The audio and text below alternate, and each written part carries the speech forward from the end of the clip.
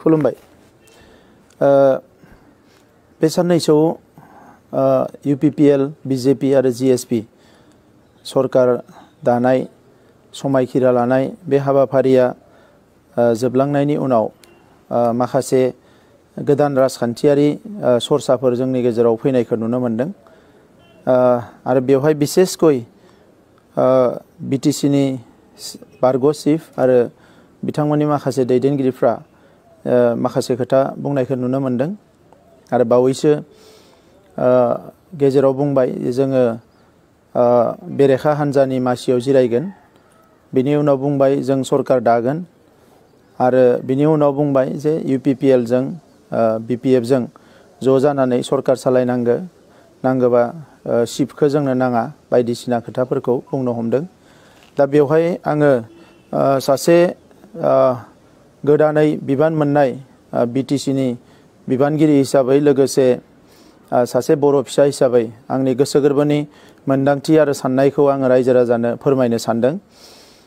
खोथाया जाहैबाय बिथांमोना गोबाव सम राजखान्थि खालामबाय आरो बे राजखान्थियाव जों रायजो राजाफोर बयबो साखि जानानै दङ। आरो बे गासैबो राजखान्थि खालामनाय गोलाव समाव बिथांमोना मा मावबोखो, मा सोलोंबोखो, बबे समाव मा स्टेन्ड लाबोखो बेखौ बयबो नुनो मोनदों। दा दिनैनि समाव बिथाङा जेखौ बुंदों जे नांगौबा चिफखौ नाङा होननानै, दिनैनि राजखान्थिया चिफ एबा डिपुटि चिफखौ लानानै नङा। फार्स्ट आं बुंनो सानो, आङो प्रमद बर' हिसाबै राजखान्थिया आंनि जिउनि थांखि नङामोन, लोगोसे चिफ जानायाबो आंनि थांखि नङा। आं फोथायो आदा गबिन्द बसुमतारी बिथांनियाबो चिफ डिपुटि चिफ जानाया जिउनि थांखि नङामोन, मानोना बिथाङाबो गोलाव समनि सासे रिभलिउसनारिमोन आरो आंबो गुसुं समावब्लाबो आङो बर'नि रिभलिउसनाव बाहागो लानो मोनदों। आरो जोङो हारिनि खोथाखौ साननानैनो दान्दिसेबो रावजोंबो कमप्रमाइज खालामाजासे जोङो नांबोदों। जि समाव हारिनि खौसेथिखौ लाबोनांगौमोन बै समाव BPF हान्जाया जोंनि उल्थायै गसंदों। 2005 मायथाइयाव NDB सिजफायार जाजेननायनिफ्राय 2010 मायथाइ BNC जाजासिम NDB जोबोद माने खस्थ' थानो गोनां जादों। बिथांमोना गावथार जादों, बिथांमोना बायदिसिना थासारियाव थानो गोनां जादों। BNC दानायनि उनाव दान्दिसे समनि थाखाय एसे स्पेस होदों, नाथाय थेवबो NDBनि जेंनाखौ सुस्रांनो थाखाय BPF निफ्राय 1% बो जेबो मावाखिसै। जेला इलेक्सन फैयो अब्ला बिथांमोना NDBखौल' नङा बयखौबो बिथांमोना लुबैयो, हास्थायो। थिग बेबायदिनो BNC दानानै 70-80 आफाद हरावनो जोनोम होनानै बै समाव 2010 मायथाइनि बिसायख'थिखौ बिथांमोना बारग'नो हादों आरो बेजोंनो बिथांमोना राजखान्थिखौ खालामबोदों। दा दिनैनि समाव बिथाङा जेखौ बुंनो सानदों कि BJP जों लोगो जानाङा, बायदिसिना जानाङा, बे खोथाफोरखौ बुंदों। नाथाय अलरेडि कंग्रेसजों बिथाङा 15 बोसोर बांसिन समखौनो कंग्रेसजों दङमोन आरो दानि समाव बिथाङा BJP जों दङ बा बिथांमोना BJP जों दंबाय थायो। गोजौआव मानसिफोरनि सिगाङाव बुंदों कि BJP जों थानो नाङा, सिङाव BJP नो सानफ्रोमबो बिथांमोना फन हरगासिनो दङ जे BJP जों बिथांमोना सरकार दानो लुबैयो, सरकार दानो हास्थायो। दा बिथांनि जि खोथाफोर बुंनाय बेवहाय सानफ्रोमबो मोनसे सेल्फिश मोनसे आखुवा नुजादों। बिथाङा जि मावो बिनो राइट, गुबुना हाजार राइट सानब्लाबो एबा थार बाथ्राफोरखौ सानब्लाबो बेखौ नंखाय होननानै बिथाङा एस्टाब्लिश खालामनो नाजाबोदों। दा बिनिनो बलि जादों जोंफोरबायदि मानसिफ्रा आरो बर'नि राइट थिंकिं मानसिफ्रा दिनै बिनिनो बलि जाबोदों। मानोना बिथाङा पावारखौ सानफ्रोमबो मिसइउज खालामबोदों आरो हारिनि खोथा बुङै बुङै बिथाङा पावारखौ सानफ्रोमबो गावनि आखायाव लानानै बेखौ मिसइउज खालामबोदों आरो बिनि गोबां बिदिन्थि जोंनियाव दङ। आङो बेखौसो साननानै एसे दुखु मोनदों जे मोनसे हारिया थांना थानांगौब्ला बे हारिनो माखासे जातीयताबादी इन्स्टिटिउसनफोर नांगौ। दा बे जातीयताबादी इन्स्टिटिउसननि आंबो मोनसे समाव बिबानगिरिमोन आरो बै समाव जोङो हारिनि खहा जानाय जेबो खोथा सानफेराखैमोन। जि क्राइसिसआनो फैया मानो हारिनि खहा जागोनब्ला जों जयै गसंबोदोंमोन। नाथाय माखासे दैदेनगिरिफोरनि आखुखौ नुनानै आङो सोमोनांदों। दा बिथांमोना दा गोबां समाव आं नुदों कि सोरबाया जुदि हरखौ सान होनोबा बिथांमोनाबो सान होननानै बुंफानो नागिरो। आरो दिनै लास्ट मुहूर्तआव मैयानिफ्राय साफा सानै मानसिफ्रा फन खालामनानै बर'जों बर' जानांगौ होननाय खोथाखौ मैयानिफ्राय रायलायदों। नाथाय आं नोंथांमोननो बुंनो सानो जुन मासावनो बिटिसिनि बारग' चिफ बिथांजों जोङो गवायाव रायलायदोंमोन, दिल्लीयाव रायलायदोंमोन। बै समाव गोबां परिबेस दङमोन, नाथाय बै समाव बिथांनि रायलायनाया अनलि पलिटिक्समोन। जोङो लुबैदोंमोन जातीय जेंनाया सुस्रांनांगो, एनडिबिनि गोरोबथाया जानांगो। बे गासैबो खोथाफोरखौ जों लुबैनानै बिथांजों जोबोद मोनसे पजिटिभ गोसो लानानै जों रायलायहैदोंमोन। नाथाय बिथाङा अनलि पलिटिक्सनिल' खोथा रायलायो, हारिनि गुबुन इस्युनि खोथा बिथाङा खुनुदिन रायलाया। बे जाबाय फेक्ट, बे जाबाय बास्तब। बिनि उनाव राहा मोनै जानायावसो जोङो हारिनि जेंनाखौ बारा गोबाव दोननो हानाय नङा होननानै एनडिबिनि लिडारफोर, एबसुनि लिडारफोर, माखासे सानसुमैफोर ज' रायलायनानै जोङो एकर्ड खालामनो थाखाय सिगांदों। नङाबा इयुननि समाव हारियाव गोबां बेले बेजे फैगोन होननानै। आरो बेखिनि समाव बिथांनि रला कमप्लिटलि नेगेटिभमोन। थांनाय 17 बोसोराव एकर्ड खालामनो थाखाय गभर्नमेन्टजों बिथाङा गोबां स्कप मोनदों, नाथाय इसेबो खामानिखौ बिथाङा मदद खालामाखिसै। एनडिबिनिल' नङा, हारिनि गुबुन गुबुन जेंनायाव बिथाङा खुनुदिन जेबो रल लाबोआखिसै। एफा एनै फैसा होनायखौ जोङो नुबोनो मोन्दों। बर'नि आफादफोरनो बिथाङा फैसा होदों, जथुम्मा खुंनो फैसा होदों, बेरायनो फैसा होदों, ओरै ओरै थांनो फैसा होदों। नाथाय सरकार हिसाबै हारिनि जेबो जेंनाखौ सुस्रांबोआखिसै। दिनै बड'फानि जि जोनोम सान 30 मार्च बेखौ जोङो फरायसा सान हिसाबै फोसावनांगौ होननानै गावनिनो गभर्नमेन्टखौ बेसेबां रिकुवेस्ट खालामबोबाय, दिनैसिम फोसावाखिसै। आसाम गभर्नमेन्टआ बेखौ मालाबानो प्रप'जेल हरबाय, नाथाय बिथांमोना मालाबाबो पजिटिभ नटखौनो हरफेराखिसै। दा बिनि उनाव गुबुन गुबुन बाथ्राफोरखौथ' जोङो बुंनोनो नाङा, गासैबो दिनै पेन्डिं जाजोबनानै थाबाय। दा बेबायदि समाव जोबोद दुखुनांथाव कि राजखान्थिनि सार्थआव बिथाङा बर'नि माने हारिमायारि गोथार मोनसे माबाखौ इउज खालामनो नागिरदों, सेन्टिमेन्टखौ इउज खालामनो नागिरदों। बेयो जोबोद दुखुनांथाव। पियर बर' फिसा हिसाबै बर'नि खामानि मावनायाव आंहा हेंथा गैया। आं जाय बर'नि खामानि मावो बर' हारि जौगानायनि, आं बेखौ रेसपेक्ट होयो, अनार होयो आरो थैजासिम होगोन। नाथाय जोंखौ बिथाङा मालाबा आंखौनो बेपारि फालांगि बायदिसिना होननानै बुङो, नाथाय बर' हारिनि माखासे सेन्टिमेन्टखौ बिथांमोना लानानै गोबां समाव गेलेबोदों आरो बियो जोबोद दुखुनांथाव बाथ्रा।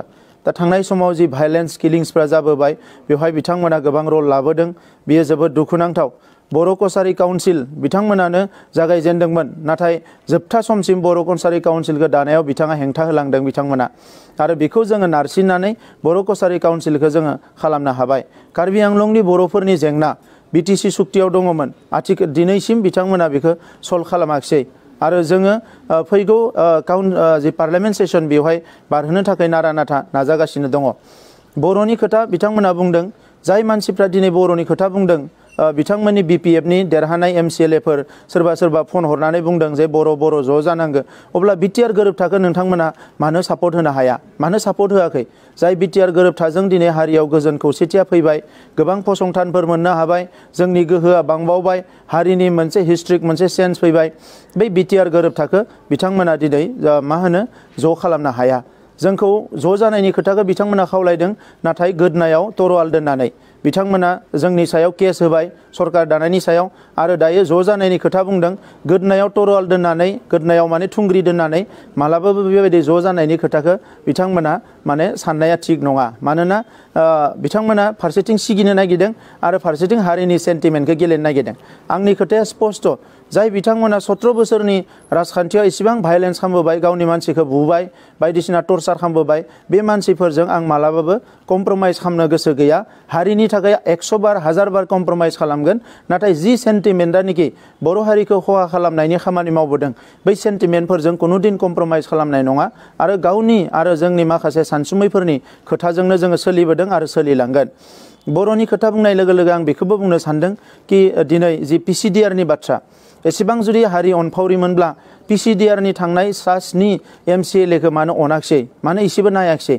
दिनै बे पिसिडिआरनि एमसिएलएफ्रा दिनै बै समाव बेसेबां हालाय हाफाय जाबाय, बिथांमोननि खुनु मोनसे खामानिखौनो मावनानै होआखिसै। दा बेजों लोगोसे दिनै बर' मिडियाम स्कुलनि अबस्थाया जोबोद गाज्रि।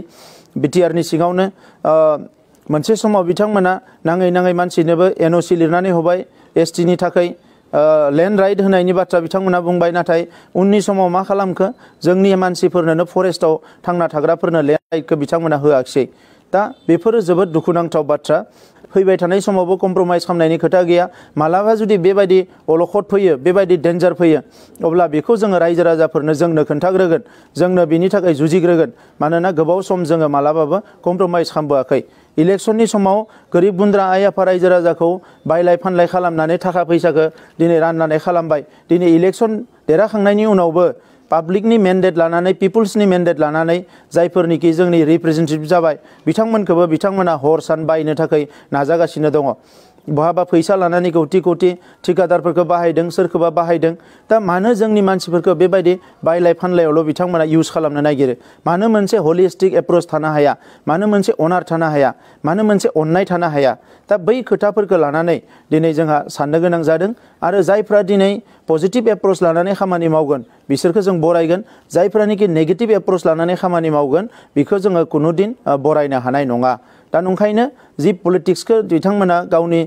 सेल्फिश इन्ट्रेस्टनि थाखाय खालामदों बे पलिटिक्सआव जों सापर्ट खालामनो हाया जुदि हारिनि थाखाय गमामायैनो मावनो ओंखारोब्ला बिथांमोनखौ जोङो बरायगोन आरो उननि समाव जोङो हास्थायगोन जे बिथांमोना मोनसे मोजां एप्रोच लानानै गोरोबलायनानै खामानि मावगोन मानोना 19 बोसोरनि जि मोनसे बिटिसि खुंथाय बेखौ 5 दिनावनो आङो हमनो हाबाय जे बेवहाय कुनु सिस्टेम गैया कुनु मोनसे डिपार्टमेन्टआ सिस्टेमजों सोलियाखै कुनु मोनसे खामानिया प्रपारलि टेन्डार जाबोआखै कुनु मोनसे खामानिया जेरैबायदि मावनांगौ बेबायदि मावबोआखै करोड़ करोड़ थाखा बिथांमोना लेफ्ट राइट बरननानै जादों गासैबो सेस खालामजोबनानै सिस्टेमखौनो धंस खालामनानै थांबाय मैयासिम जोङो मिथिनो हादों 2300 करोड़ माने लाइबिलिटिस दङ मोनसे डिपार्टमेन्टआव 10% 5% खामानि मावनाय एडमिनिस्ट्रेटिभ एप्रुभेल होनानै गालांदों आरो मैयायै आङो 219 करोड़नि माने बिथांमोननि जि मोनसे लाइबिलिटिस जेरावनोखि कुनु खामानि मावालासिनो एडमिनिस्ट्रेटिभ एप्रुभेल होदों बेखौ आं मैया केन्सेल खालामदों आरो बेजों लोगोसे